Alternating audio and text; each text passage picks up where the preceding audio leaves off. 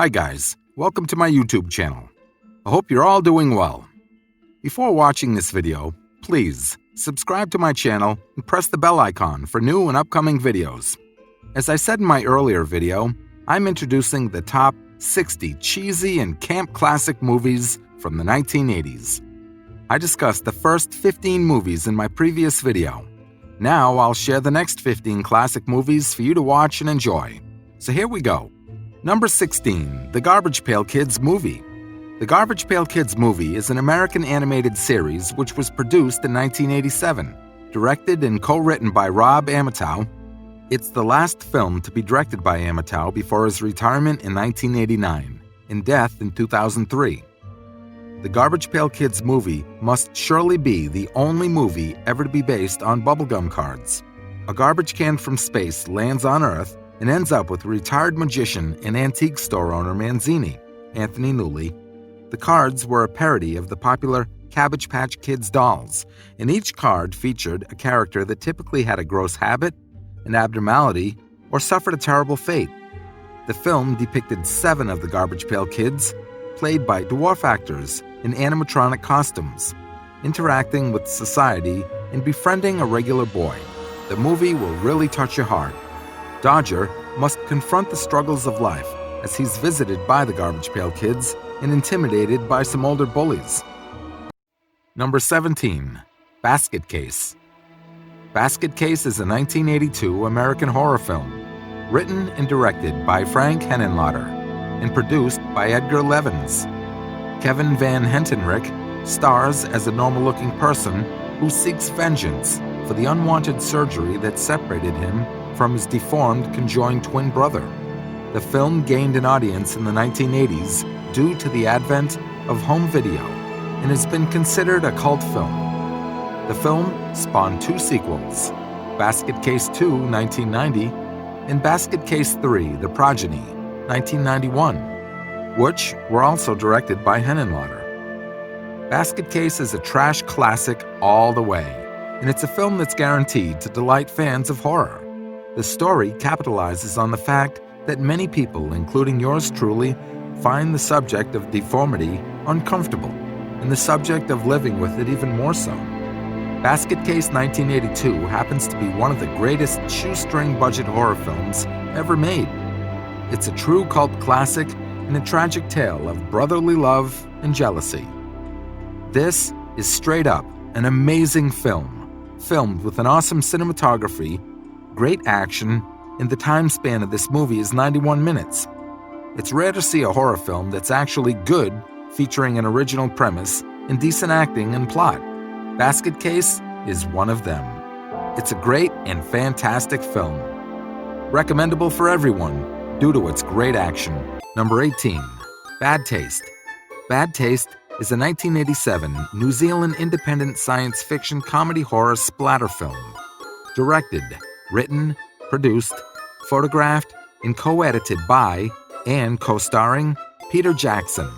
Peter Jackson also made most of the makeup and special effects. It's Jackson's first feature film. Jackson and friends take on most of the key roles on and off screen. The plotline sees aliens invade the fictional New Zealand village of Kaiharo to harvest humans for their intergalactic fast food franchise, where they face off against a 4-man paramilitary force, of which at least one member appears to have gone insane. It was a film that provided Jackson with the necessary leverage needed to advance in the industry. Bad Taste won the Audience Award at the Fanta Festival in 1989 and was nominated at the International Fantasy Film Award at the Fantasporto 1990. The film was sold to many countries after playing in the market at the 1987 Cannes Film Festival. If you like the gore, this is for you. If you like the comedy, this is for you. You'll love this film. The film has great pacing, never slowing down for 1 second. You never get bored watching it, whether it's for the 10th time or the 10,000th time, as it has a fantastic story. This could be a great one for those who love filmmaking. Number 19, The Stuff. The Stuff, also known as Larry Cohen's The Stuff, is a 1985 American satirical science fiction horror film, written, produced, and directed by Larry Cohen, and starring Michael Moriarty, Garrett Morris, Andrea Marcovici, and Paul Sorvino. It was also the last film of noted actor Alexander Scorby. The movie's premise is some kind of gooey white stuff comes bubbling out of the ground near a petroleum refinery in Alaska. A workman sticks a little bit of it into his mouth and hey, the stuff tastes good. Before long, it's in pink and purple containers on the shelves of every single grocery store in the country. It seems like people can't get enough of it. They eat it morning, noon, and night. It takes over their whole diet. People became addicted to this stuff.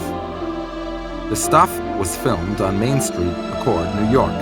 The Stuff was a very interesting film for a low-budget film, $1.7 million, and time span is 87 minutes. It's one of the best horror comedies that came out of the 80s. A picture that was a little too dense and sophisticated, with increased pacing. It could be recommended to all of you. It's very entertaining and has great fun for all. If you like the 50s science fiction films and Larry Cohen's other work, this movie's just for you. Number 20, Return to Horror High. Return to Horror High is a 1987 American comedy slasher, written and directed by Bill Froelich, and starring Vince Edwards, Brendan Hughes, Scott Jacoby, Laurie Lethen, Philip McKeon, and Alex Recco. In the early 1980s, a series of gruesome murders occurred at Crippen High School. The killer was never apprehended. A few years later, a film crew uses the now-abandoned Crippen High as the set for a film about the murders. But an uninvited guest star, the killer the film was based on, makes a cameo appearance on the set. As the murderous madman terrorizes the cast and crew, leading man Stephen Blake, Brendan Hughes, and leading lady Callie Cassidy, Laurie Lethen, set out to stop him. Filming for Return to Horror High took place in Los Angeles, California at John Hughes Junior High School in Woodland Hills and Clark Junior High School in Glendale. The production budget was $1 million. The film is definitely ahead of its time in the sense that this is one of the first spoofs of the slasher genre. This is a fun, tongue-in-cheek horror comedy that delivers some pretty decent kills on screen. Return to Horror High is a good cheesy slasher with a unique idea. If you enjoy a good cheesy comedy horror flick, a definite neglected gem of the 80s horror sleaze, then Return to Horror High is the perfect film for you to watch. The Toxic Avenger is a 1984 American superhero black comedy splatter film, directed by Michael Herz and Lloyd Kaufman, credited as Samuel Weil, and written by Kaufman and Joe Ritter. It's the first installment of the Toxic Avenger franchise. The film was released by Trauma Entertainment, known for producing low-budget B-movies with campy concepts and gruesome violence. Virtually ignored upon its first release, The Toxic Avenger caught on with filmgoers after a long and successful midnight movie engagement at the Bleecker Street Cinema in Greenwich Village in late 1985. It's now regarded as a cult classic. Melvin, a dorky teenager who works as a mop boy at the Traumaville Health Club, is harassed by his peers, which results in him landing in a vat of toxic acid. He then transforms into the Toxic Avenger, where he endeavors to fight crime and bring justice to Traumaville. The Toxic Avenger is one of those B-movies that are very well done in its execution, that you can't help but love it. From the outrageous and over-exaggerated performances to its tongue-in-cheek writing and its extreme graphic violence, it's got everything you want from a movie of this kind.